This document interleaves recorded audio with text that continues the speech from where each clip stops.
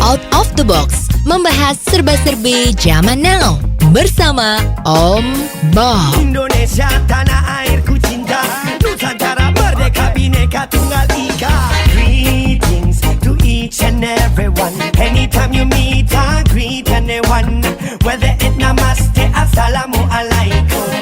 Salam, salam, salam. Halo, Awang Ajiwa, kita ketemu lagi di Out of the Box, membahas serba-serbi zaman now bersama Om Bob. Kali ini kita akan mendiskusikan satu topik yang sedang ramai dibicarakan, yaitu tentang Dewan Pengawas KPK menunda sidang etik terhadap Wakil Ketua KPK, Lili Pintauli Siregar, karena Wakil Ketua tersebut yang harusnya datang sidang etik ternyata malah sedang berada di Bali. Ini menurut Om Bob gimana nih? Ya, ini kan Ibu Lili ini Wakil Ketua KPK. Ini kan beberapa bulan yang lalu itu ada isu atau ada laporan yang masuk bahwa beliau itu menghadiri acara yang luar biasa di mana Indonesia sangat terkenal karena ada sirkuit GP Mandalika. Ya. Itu kan memang luar biasa ya. Kita tahu bahwa saat itu sirkuitnya itu terbaru di dunia ya. Dan ternyata sirkuitnya juga paling bagus. Dan kebetulan pada saat pertandingan itu kan kebetulan musimnya masih musim hujan. Ya. Nah, terus kebetulan juga ada seorang pawang hujan yang secara secara kelihatannya nyata ya, seperti kalau mau pakai bahasa yang mentereng kan secara demonstratif ya, melihatkan kesaktiannya dia untuk membuat agar di sirkuit itu tidak terjadi hujan. Maka ini menjadi viral dan terkenal di seluruh dunia. Lah, ternyata ada laporan yang masuk bahwa Ibu Lili, Wakil Ketua KPK ini ikut hadir menyaksikan Grand Prix di Mandalika ini atas dasar pemberian. Semacam istilahnya secara hukum atau yang paling populer itu kan berangkatnya dia, tiket, hotel dan sebagainya itu atas dasar adanya gratifikasi. Ya. Nah, sekarang kan pejabat-pejabat yang luar biasa seperti ini yang penting ini kan tidak boleh menerima gratifikasi. Betul. Ya. Karena ada laporan yang masuk, maka mau tidak mau ya yang namanya Dewan Pengawas dari KPK ini kan harus melakukan klarifikasi. Mau melakukan klarifikasi ini kan Bu Lilinya kan dipanggil. Sudah ditentukan jadwalnya kapan. Lah kita juga nggak ngerti tiba-tiba pada saat harinya itu para anggota Dewan Pengawas itu sudah datang di gedung KPK yang megah itu, gedung merah putih kan. Itu ternyata Bu Lili tidak datang. Tidak bisa mengikuti sidang Dewan Kehormatan itu, Dewan Pengawas tadi itu ya. Nah, usut punya usut, dicari ternyata Ibu Lili kita ini, Wakil Ketua KPK ini sedang ada di Bali. Ya, di Bali itu besok November kan ada hajatan besar yang namanya G20. Ya, di mana Presiden Jokowi juga menjadi presiden di ajang G20 tadi itu. Nanti November ya. Nah, ternyata itu adalah acara yang diselenggarakan kemarin itu adalah membicarakan agar supaya korupsi itu jangan terjadi lagi di mana-mana, misalnya seperti itu ya. Jadi negara-negara yang tergabung dalam G20 itu agar supaya tidak terjadi korupsi di negaranya masing-masing termasuk Indonesia. Lah, Bu Lilinya ini ceritanya memberi pidato pembukaan yang akan membicarakan bagaimana sebuah integritas yang total agar supaya tidak terjadi korupsi di lembaga-lembaga di negara-negara G20 maupun maupun di Indonesia. Ya, nah kegiatan memberikan opening speech atau pemaparan yang akan dikatakan Bu Lili ini dianggap lebih penting ketimbang menghadiri panggilan atau sidang kode etik yang dilakukan oleh Dewan Pengawas. Ya, nah ini rame ya. Kalau dari pihak KPK itu mengatakan bahwa rencana Bu Lili, Wakil Ketua KPK ini untuk berbicara di forum G20 di Bali minggu lalu itu adalah sudah direncanakan jauh-jauh hari. Ya. Nah, sebaliknya dari pihak Dewan Pengawas juga mengatakan bahwa ini toh sudah diberitahukan juga jauh-jauh hari. Yang benar yang mana nih? Nggak ngerti nih. Ya. Nah, terus juga ada suara-suara juga yang mengatakan, loh, Bu Lili ini kan lagi kena kasus melanggar kode etik yang cukup berat. Ya, karena menerima gratifikasi. Ini kan tuduhannya seperti itu. Tapi ini kan harus diklarifikasi walaupun belum selesai klarifikasinya. Nah lah, sebab itu dia lagi kena kasus gratifikasi. Kok dia berbicara soal integritas seorang petugas pembasmi korupsi? Ya, lah ini ada yang mempertanyakan apakah ini relevan atau apa yang dibicarakan oleh beliau itu di forum yang demikian hebatnya melibatkan negara-negara G20 itu apa bisa cukup kredibel karena dia sendiri lagi kena masalah. Ya, dan juga dikatakan mestinya pimpinan KPK kan tidak harus Bu Lili kan. Toh wakil ketuanya itu ada 4 atau 5 kan. Mestinya bisa orang lain bukan dia. Dan kalau Bu Lili itu dengan kemauan yang menghadiri sidang kode etik dari Dewan Pengawas ini, kemungkinan image dari masyarakat itu kan menjadi sepertinya Bu Lili nggak salah nih, karena dia berani menghadapi yang namanya sidang Dewan Pengawas. Ya, sidang Dewan Pengawas ini kan tidak setiap saat diadakan. Ya, kalau dianggap sesuatu yang serius baru ada sidangnya itu. Dan sidang ini kan memang untuk mengklarifikasi isu-isu negatif, ya, laporan yang mengenai Ibu Lili, Wakil Ketua KPK ini yang mendapat gratifikasi. Padahal tugasnya KPK kan membasmi gratifikasi. Nah, gitu kan. Nah, sebetulnya saat itu Bu Lili bisa memberikan klarifikasi agar semuanya jadi jelas. Kalau memang dia tidak salah, maka nama dia menjadi baik. Nah, seperti diketahui kan yang duduk di Dewan Pengawas KPK itu kan juga ada bekas ketuanya KPK zaman dulu. Kalau nggak salah Pak Tumpak itu kan.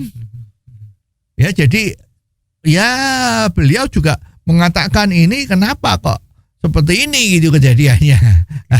Ya, jadi sebetulnya jadi ini menjadi lingkaran-lingkaran yang nggak selesai-selesai. Oke, tapi ngomong-ngomong nih, kayaknya dulu ketuanya pun juga pernah terkait dengan kasus kode etik juga, Bob ya? Iya, waktu itu kan kalau nggak salah menjelang Lebaran ya, itu beliau itu pulang kampung, ya. Kan waktu itu kan mudik nggak boleh, kalau pulang kampung boleh lah. Ini yang seru itu kan seperti itu kan. Nah, beliau itu ternyata pada saat pulang kampung itu memakai helikopter, ya, helikopter pribadi atau charter, atau kalau pesawat udara itu kan private jet. Ini kalau pakai ini helikopter, apakah istilahnya itu private helikopter kita nggak tahu ya. Yang penting dia naik helikopter yang konon helikopter ini milik dari perusahaan yang gede di Indonesia ya. Kita tidak tahu ya. Apakah helikopter tadi itu disewa, apa dipinjemin, itu juga sampai hari ini tanda tanya ya. Yang terang ketua kita ini sudah menjalankan sidang Dewan Kode Etik dari Dewan Pengawas. Ya, dan ternyata memang sudah ada sanksinya berupa peringatan. Ya, ini kan jadi clear urusannya. Ya, memang terjadi tetapi tidak berat, jadi cuman peringatan. Nah, sekarang kalau Ibu Lili kita ini tidak datang kan nggak ada klarifikasi. Nah, dan dia memberikan pidato pengarahan di forum yang demikian besar dan terhormatnya itu dalam status yang masih ada laporan mengenai gratifikasi. Ini kan ada yang banyak yang ngomong kan, mana bisa sapu yang kotor membersihkan lantai yang kotor. Lantainya tetap kotor, nggak bisa bersih karena sapunya aja kotor. Nah, misalnya seperti ini kan sangat disayangkan. Oke, kalau kita kembali ke kode etiknya itu sendiri, Om Bob, sebenarnya regulasi atau kode etik itu sebenarnya seperti apa sih? Kalau memang kode etik itu berat, bukankah itu malah bisa mengungkung kebebasan pribadi dari sang pejabat ini, Om Bob? Gimana dong? Ya memang, kalau orang sudah mau diangkat atau dipilih jadi pejabat publik yang luar biasa, yang sangat penting, memang kepentingan pribadi dia memang terganggu. Ini konsekuensinya dari seorang pejabat. Ya, seorang pejabat apalagi dalam kasus-kasus korupsi atau dalam kasus dia jadi hakim. Hakim itu ada hakim agung, macam-macam kan. Ada hakim ketua pengadilan, macam-macam. Itu adalah status-status yang terhormat di masyarakat. Ya, jadi memang dia dengan bersedia menjadi pejabat publik seperti itu, maka dia harus sudah tahu bahwa kebebasan pribadinya dia itu menjadi tidak full bebas sebebas-bebasnya kalau tidak menjabat. Ya, jadi misalnya ada seorang pejabat, dia makan nasi Tegal di pinggir jalan misalnya ya, itu juga sebetulnya nggak bisa, karena menjatuhkan image loh, itu pejabat yang seperti itu, demikian pentingnya kok makannya di warteg pinggir jalan. Ya, kan istilah warteg mungkin bisa ada di Hotel Bintang 5 misalnya begitu kan. Juga ada kode etik. Seorang pejabat tingkatan apa kalau dia pergi melakukan perjalanan, dia harus pakai taksi. Enggak boleh pakai kendaraan umum. Ya, itu ada itu.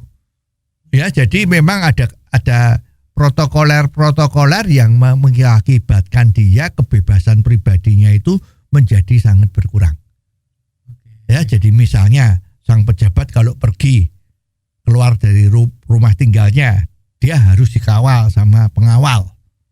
Apakah berseragam ataukah dia tidak berseragam pengawalnya itu kan juga menghilangi kebebasan pribadi. Itu bisa terjadi.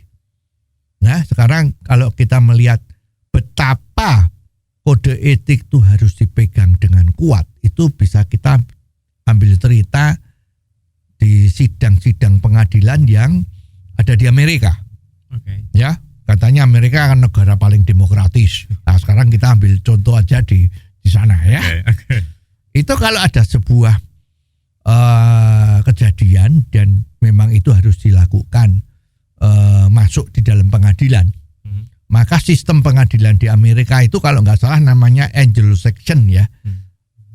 Itu adalah bahwa hakim itu berfungsinya hanya menentukan seberapa berat atau ringannya hukuman yang harus dijatuhkan. Itu modelnya dia seperti itu. Tapi kalau di Indonesia kan tidak menganut sistem itu. Hakim itu mengambil keputusan, menyatakan salah atau tidak, dan mengambil putusan seberapa berat atau ringannya hukuman yang dijatuhkan. Tapi kalau model Amerika itu adalah hakim hanya menentukan berapa besar, ringan, beratnya yang harus diputuskan. Tapi Tapi yang memutuskan bahwa terdakwa tadi itu, kalau di sini namanya tersangka ya. Kalau terdakwa tadi itu bersalah atau tidak, itu adalah dewan juri. Ini bedanya. Ya, jadi kalau di Amerika itu misalnya ada kejadian sesuatu, misalnya kasus korupsi ya. Contohnya ya korupsi dah ya. Pada saat ada kasus korupsi kan ditahan itu pesakitannya tadi itu, terdakwanya tadi itu ya. Lah pada saat dia mau diadili itu dalam waktu yang pendek sekali itu ditentukanlah jurinya siapa.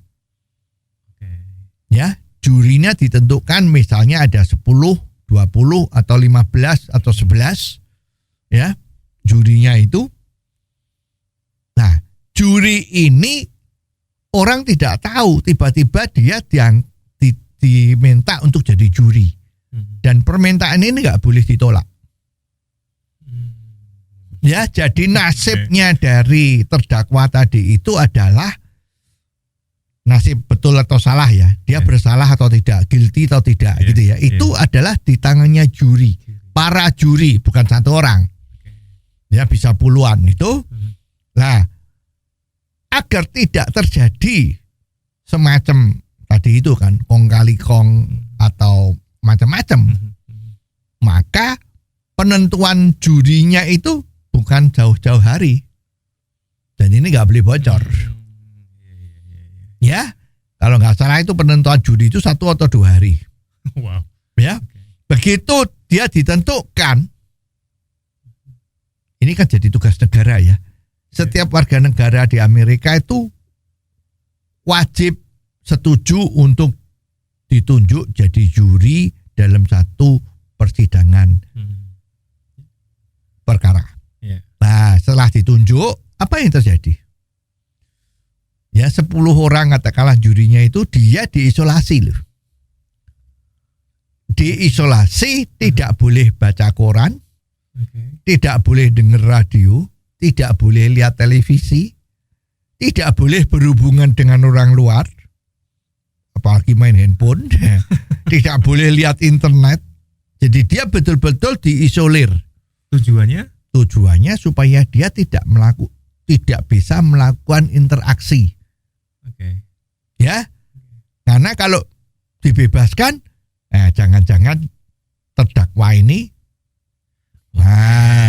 melewat orang-orang tertentu menghubungi juri supaya dia nanti jangan disalahkan. Ya, jadi juri itu sudah diisolasi. Ini karena dia tugasnya sebagai orang penting untuk menentukan nasib orang, kebebasan pribadinya dia hilang. Ini sangat bagus. Ya, jadi setelah disidang, juri datang, ya kan? Juri datang duduk, saksi, terdakwa macam-macam dipanggil antara kejaksaan sama pembela, ya. Tuduhannya hakim mengatakan ini, tuduhannya ini, coba sekarang dipanggil saksi macam-macam. Hakim memang berfungsi sebagai hakim. Kalau ada pertanyaan yang tidak relevan, dia berhak boleh nggak dilewati. Ya, jadi ini memang betul dia jadi hakim. Semacam kalau seperti di sepak bola itu kalau offside kan ya hakimnya yang pakai bendera itu kan. Nah, ini juga begitu. Kalau pertanyaannya nggak relevan, cut. Ya, ada pertanyaan-pertanyaan yang memojokkan sama terdakwa, tetapi pembelanya bilang, wah itu nggak bisa ditanyain, takut kan kalau memojokkan. Tapi hakim bilang go ahead, itu dia bicara terus, harus dijawab. Nah, juri itu mendengarkan, sidangnya itu dengerin, ya. Nah, terus untuk mengambil keputusan itu, dewan juri tadi itu harus mengambil kesimpulan terdakwa ini salah atau tidak, ya. Dan keputusan itu harus bulat. Kalau 10 orang, 10 orang itu harus mengatakan salah atau betul.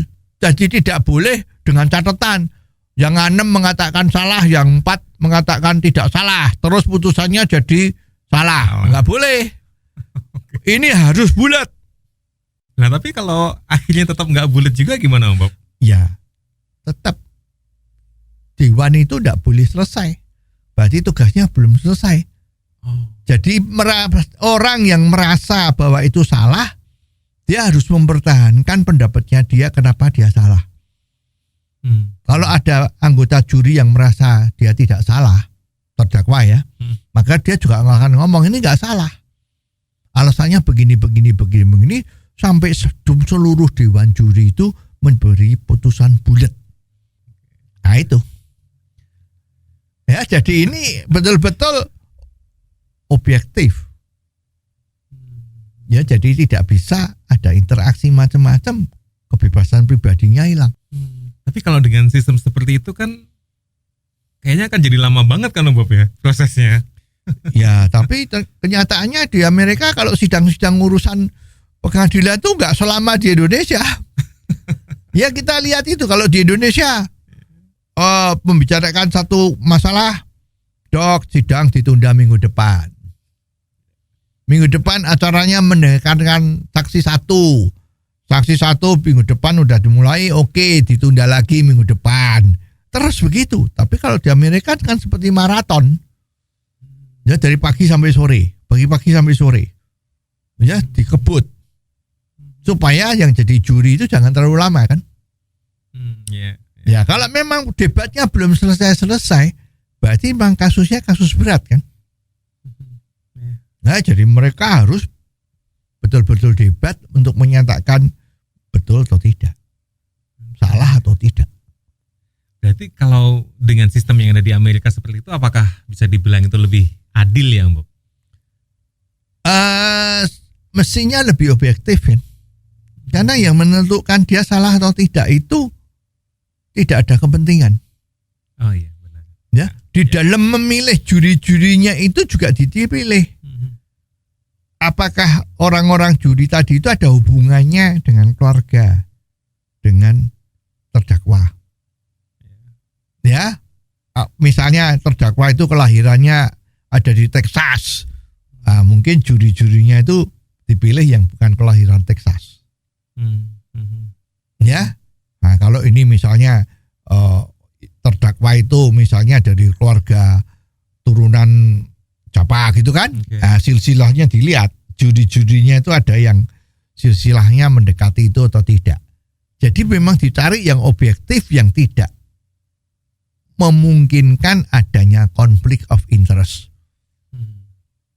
Dan memang kalau kita lihat masyarakat di Amerika itu kan kan termasuk masyarakat yang tingkat pendidikannya tinggi. Ya, jadi mengenai masalah ini warnanya hijau atau merah itu sudah nggak perlu diperdebatkan lagi. Ya, akal sehatnya itu udah jalan. Ya, jadi tidak ada misalnya ada aliran-aliran tertentu yang masih tidak masuk akal, itu udah nggak ada di sana. Ya, jadi memang kondisi masyarakat di Amerika udah siap semua orang untuk menjadi juri. Dan yang milih juri itu juga sudah ngerti. Oh ini misalnya loh ya, yang jadikan juri itu misalnya ternyata dia orang yang orang yang agak terganggu pikirannya. Ya dia nggak dipilih jadi juri. Ya, jadi harus betul-betul orangnya yang benar, jiwanya sudah matang, jadi pasti udah dewasa. Nggak mungkin anak-anak jadikan juri kan. Nah ini kebebasannya seperti itu. Dan juga hakimnya itu nggak bisa setiap saat ada orang mau ketemu. Nggak bisa. Mau ketemu siapa yang ketemu? Jadi hakim itu membatasi diri untuk ketemu dengan orang. Ya, nanti bisa saja ternyata ada orang yang kepingin berbuat sesuatu, ya sehingga dia agak dipengaruhi. Jadi memang, karena kalau kita melihat contoh di Indonesia itu kan kemarin ada anggota dari DPR itu yang kena masalah kan. Apakah masalah ada pembagian rezeki atau apa itu, ternyata kan masalah ini sudah akan ditindaklanjuti oleh KPK. Nah, ada anggota DPR yang bertemu dengan orang-orang KPK atau hakim yang akan menangani masalahnya. Itu kan pernah terjadi itu. Nah ini kan juga kena kode etik. Ya, apalagi kalau misalnya ya oknum dari KPK itu yang mendatangi ya calon terdakwa atau apa itu. Wah ini kan udah ada apa? Walaupun tidak ada apa-apa, tapi opininya masyarakat atau opininya siapapun, loh dia kan lagi ada masalah. Kenapa kok didatengin? Ada apa ini? Kan nggak bisa. Ya, kalau pihak yang berwenang itu yang mendatangi, ini ya sudah agak repot lagi. Ya, tapi kalau yang berperkara itu mencari kesempatan untuk ketemu dengan calon hakimnya nanti yang akan menyidang, itu kan hakimnya harus menolak. Jangan. Dan harus berani ngomong, sorry. Karena you lagi kena masalah, jangan datengin saya. Saya nggak mau seperti ini. Ini melanggar kode etik saya. Kode etik saya nggak boleh. Saya harus menjaga marwahnya. Ya, jadi setiap pejabat itu sudah harus mengerti apa yang boleh, apa yang tidak boleh dalam kode etik agar supaya dia tidak kena tuduhan ada permainan. Ya memang berat. Tapi ya konsekuensinya kalau kamu mau jadi orang yang berperanan besar terhadap negara, ya memang kepentingan pribadi harus dikalahkan dan memang nggak bisa sebebas-bebasnya. Well, menarik tadi Om Bob kalau kita membahas atau mendiskusikan soal dewan juri tadi dalam sebuah persidangan.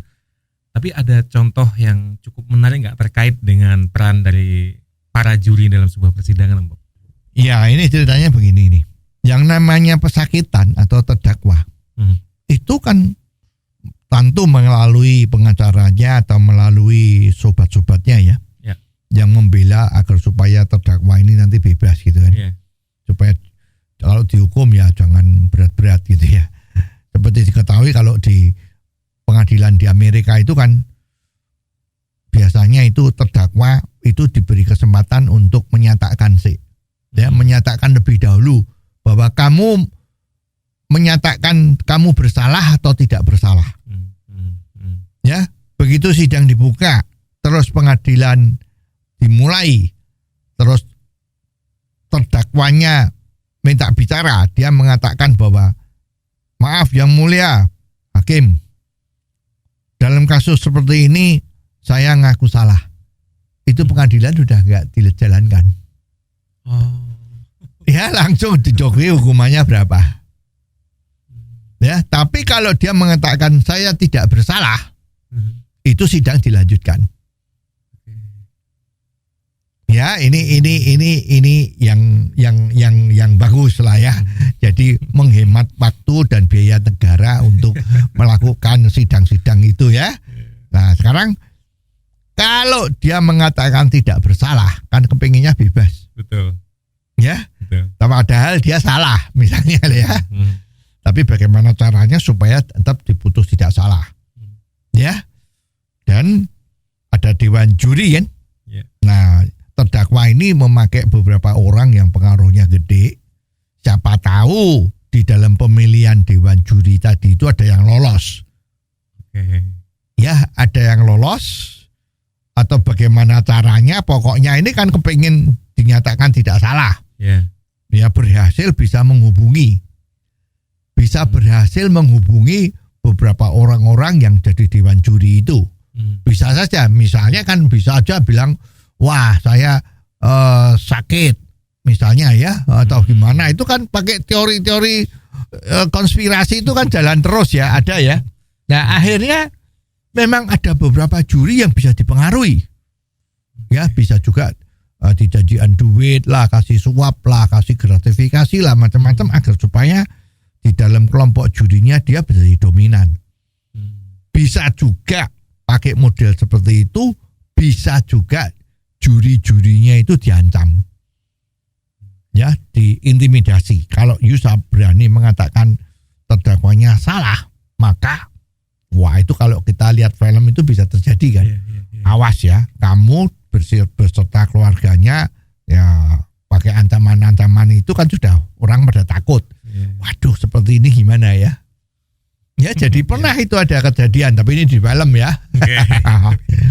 Ya, dengan adanya intimidasi, adanya bocoran-bocoran pengaruh kepada para dewan juri itu, lah pada suatu saat sebelum sidang diputus, itu hakimnya itu ada yang memberitahu bahwa dewan juri ini sudah kemasukan, ya, sudah terpengaruh ya. Ya, sudah dipengaruhi, kemungkinan ini jadi tidak objektif lagi macam-macam. Nah, hakim bisa memutuskan dewan jurinya dibubarkan. Cari dewan juri baru. Ini ya kan? Iya. Nah, yang istimewa juga adalah kalau pihak terdakwa tadi itu dengan pembelaannya macam-macam itu, dengan lawyer-lawyer yang luar biasa tadi itu, pada detik-detik terakhir dia merasa, waduh, ini bisa kalah. Saat itu juga terdakwa bisa interupsi menyatakan kalau dia mengaku salah. Ya, biasanya kalau sudah mengaku salah hukumannya lebih ringan. Misalnya ini bisa yang diancam hukuman mati misalnya, tapi dia ngaku salah, hukuman itu menjadi 20 tahun atau hukuman seumur hidup. Tapi kalau dia tidak ngaku salah dan nanti jurinya itu mengatakan salah, ancamannya hukuman mati, ya hakimnya hukuman mati. Jadi pada detik-detik terakhir sebelum juri mengatakan benar atau salah, dia boleh berbalik. Kalau tadi mengatakan tidak salah, sekarang bilang, sekarang saya menyatakan kalau saya salah. Nah, itu hukumannya lebih ringan. Ya, jadi permainan-permainan atau katakanlah aturan permainan dalam sidang-sidang di Amerika itu ya cukup menarik kalau memang harus dipelajari ya. Tapi ide bahwa dewan juri itu mestinya bisa bagus. Ya, atau misalnya hakimnya itu bukan tunggal, tapi hakimnya itu angka ganjil, ya, tetapi bukan yang lebih banyak itu menjadi yang menang, tapi mungkin bisa dewan hakim itu harus putusannya harus bulat. Kalau nggak bulat berarti belum diputus. Harus diskusi terus, harus macam-macam supaya bulat. Nah, apakah ini bisa diterima di dalam sistem pengadilan di Indonesia? Ya, kita nggak tahu.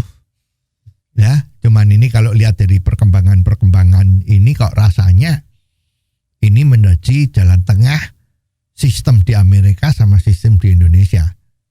Jadi Indonesia tidak pakai juri, tapi hakimnya mungkin yang harus bulat. Tidak hakim tunggal lagi. Misalnya seperti itu loh ya. Nah, ini harus bisa menjadi bahan pemikiran agar supaya kasus-kasus dari putusan-putusan pengadilan itu oleh hakim jangan sampai menjadi kontroversial.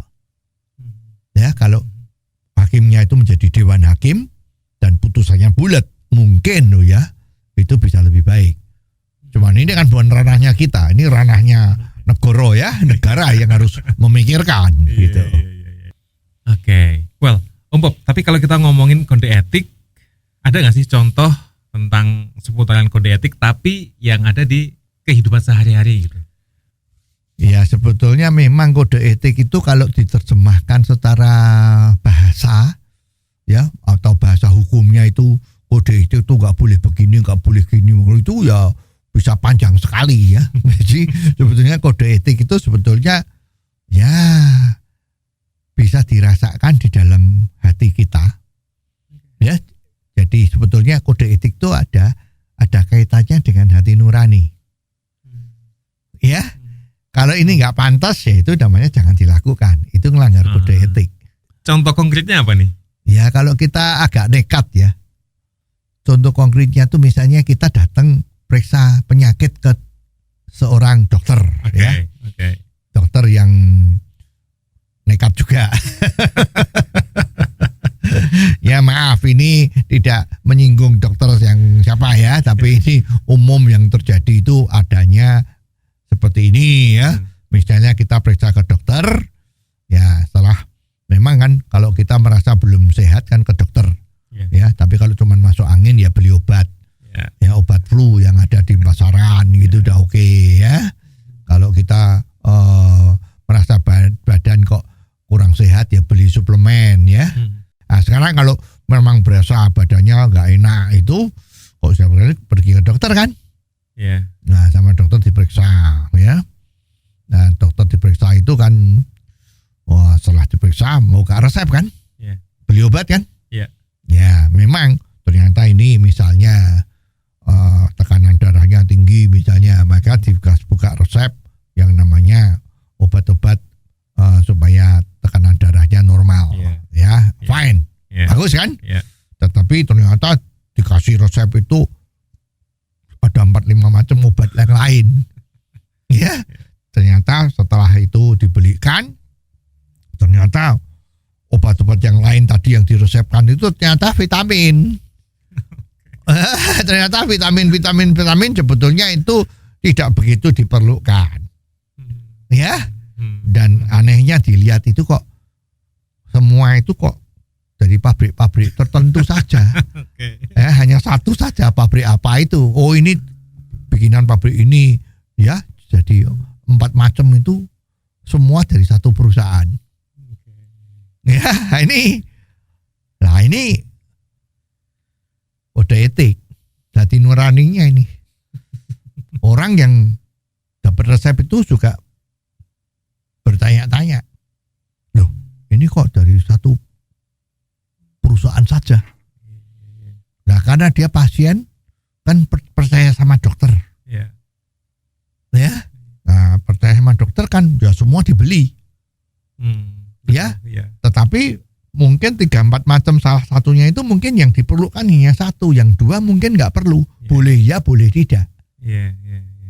Ya, nah tapi kok dari satu perusahaan tertentu, ya kan? Nah ini kalau orang yang cukup peka pasti mikir, loh, ini apa ada udang di balik batu nih, ya kan?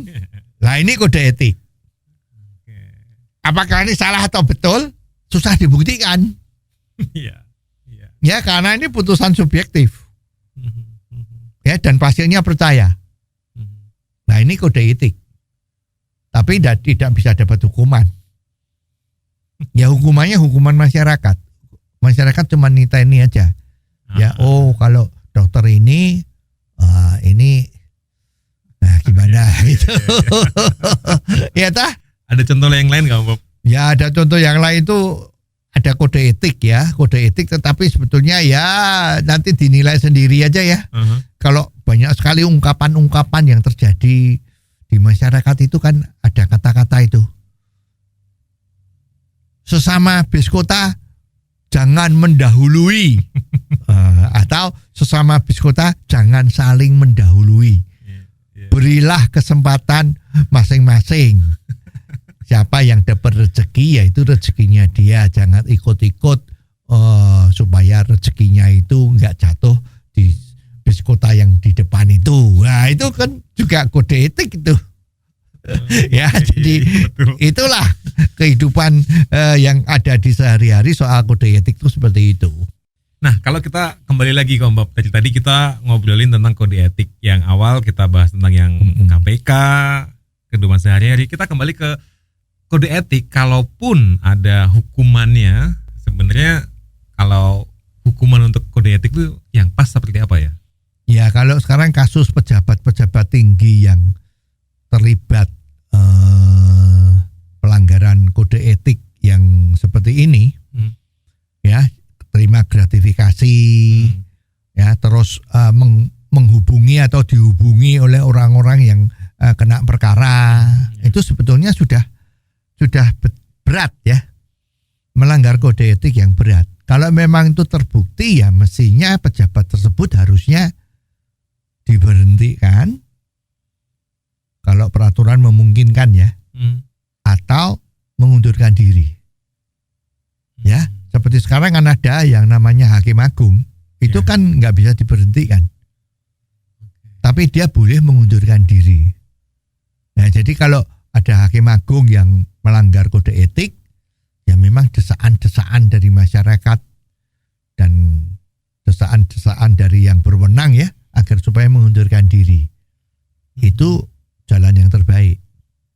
Ya, tidak beda semacam orang pemuka, ya, apakah itu seorang guru, apakah itu seorang pendidik, ya, misalnya seorang guru, ya, dan dia pilih kasih, ya, karena anak didiknya yang diistimewakan nilainya jelek, tapi supaya dia lulus terus nilainya dikatrol, ya, cukup banyak, ya. Nah, itu kan sudah melanggar kode etik. Guru itu kalau memberi nilai itu kalau yang baik ya pasti baik. Ya, ada memang pertimbangan-pertimbangan tertentu, ada sedikit tambahan-tambahan nilai misalnya. Tetapi kalau sudah karena dia itu masih berhubungan dengan saudara, apalagi itu ada gratifikasinya, terus sebetulnya nggak lulus diluluskan. Nah, itu kode etik. Nah, kalau itu sudah terjadi kode etik seperti itu, kebetulan guru itu kan nasibnya di tangannya kepala sekolah. Kalau itu terjadi, ya guru itu memang harus dipecat. Ya, jadi memang kalau kode etik yang penting, yang esensial, ya itu ya memang harusnya dipecat atau memang diharuskan mengundurkan diri. Itu lembaganya akan tetap dipandang dengan bagus. Satu pertanyaan terakhir, Om Bob. Kalau tadi sempat kita bahas kalau ini kode etik berkaitan dengan nurani. Gimana ya supaya bisa melatih nurani, supaya kode etik ini tetap terus berjalan dengan baik gitu di kehidupan kita sehari-hari? Hati nurani itu kan harusnya sudah mulai ditanamkan itu sejak kecil. Pendidikan keluarga itu penting. Ya, pendidikan keluarga itu penting untuk supaya hati nuraninya bisa benar. Ya. Tetapi kalau misalnya waktu kecilnya itu lingkungan keluarganya itu value-value-nya itu tidak mewakili value-value masa sekarang, itu sebetulnya hati nurani itu ya bisa dilatih. Yaitu seorang itu misalnya dia pejabat tertentu ya, dia harus menguasai detailnya dari pekerjaan itu. Misalnya kalau saya seorang yang gampang itu misalnya saya seorang jaga malam, ya, pekerja jaga malam. Hati nuraninya ada di mana? Kalau dia belum mengerti dari sononya, maka dia harus mempelajari tugasnya jaga malam itu apa. Detailnya. Saya harus datang jam 9 malam. Itu hati nuraninya itu. Jam 9 malam kamu sudah sampai di sana. Itu hati nuraninya. Jadi jangan jam 9 berangkat dari rumah. Ya. Nanti sampai di sana setengah 10. Nah, itu hati nuranimu nggak benar. Jadi hati nurani itu harus mengerti dulu apa pekerjaan yang menjadi tanggung jawabnya. Terus dia tidak boleh tidur. Ya, jadi kalau dia jaga malam tapi pagi harinya dia tuh berfoya-foya atau ngelayap bahasa Jawanya, maka malamnya ngantuk, yuk tidur. Nah, itu nggak pakai hati nurani. Seperti itu. Nah, terus kalau detailnya, kalau ada pencuri, dia harus lapor, harus menekan bel, supaya terdengar suaranya bel, ya, alarm, ya, itu dia ternyata tidak mengerti knopnya alarm ada di mana. Nah, itu dia berarti kerjanya tidak pakai hati nurani. tidak boleh diajak ngomong-ngomong sama orang luar selama di dalam tugas. Nah, itu berarti hati nuraninya dia seperti itu. Karena kalau kamu tidak ngomong, kemungkinan ada orang lain yang masuk dari pintu belakang yang kamu nggak tahu. Itu kalau petugas jaga malam kan. Itu kode etik. Ya harus mengerti hati nuraninya, harus mengetahui secara detail pekerjaan yang harus dia ampu itu apa. Nah, kalau kita semua orang mengerti pekerjaan kita secara detail, tanggung jawab kita secara detail betul ya. Nah, itu maka orang tersebut sudah dilatih hati nuraninya supaya dia bisa berbuat sesuai dengan hati nuraninya yang betul. Jadi tidak seenaknya dewi. Ya itu. Jadi hati nurani itu berkaitan dengan penguasaan detail dari tugas dan tanggung jawabnya seseorang. Oke. Dan sampai di sini episode kali ini. Terima kasih Om Bob untuk diskusinya. Dan terima kasih untuk kebersamaan Anda. Kalau Anda punya komentar, silakan Anda bisa kirim melalui WhatsApp ke 0878 5590 7788. Jangan Anda lewatkan Out of the Box versi singkat atau pendek dalam program Underline yang setiap hari disiarkan di radio kesayangan Anda ini. Anda juga bisa mengikuti Out of the Box melalui indotv.live. Sampai ketemu di episode selanjutnya. Awang Ajiwasita di Out of the Box membahas serba-serbi zaman now bersama Om Bob. Out of the Box membahas serba-serbi zaman now bersama Om Bob.